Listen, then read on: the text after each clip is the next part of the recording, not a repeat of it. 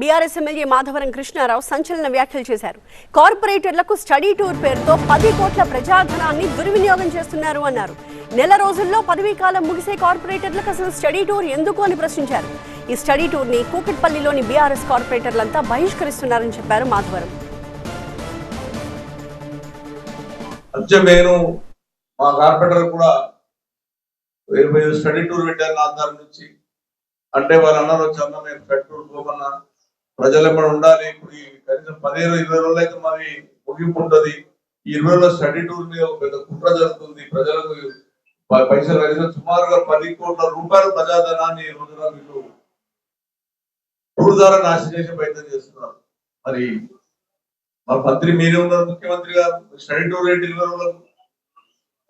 వచ్చే నెల 11వ తారీఖు నాటికల్లా ముగింపున్న కార్పొరేటర్లది 20 రోజులు ఉన్నటువంటి దాన్ని స్టడీ టూర్ పెట్టి ప్రజలకు ఉన్న కష్టాలను పక్కన పెట్టి ఉన్నట్టు హైదరాబాద్ కార్పొరేటర్లను బయటికి తీసుకెళ్లి ప్రయత్నం.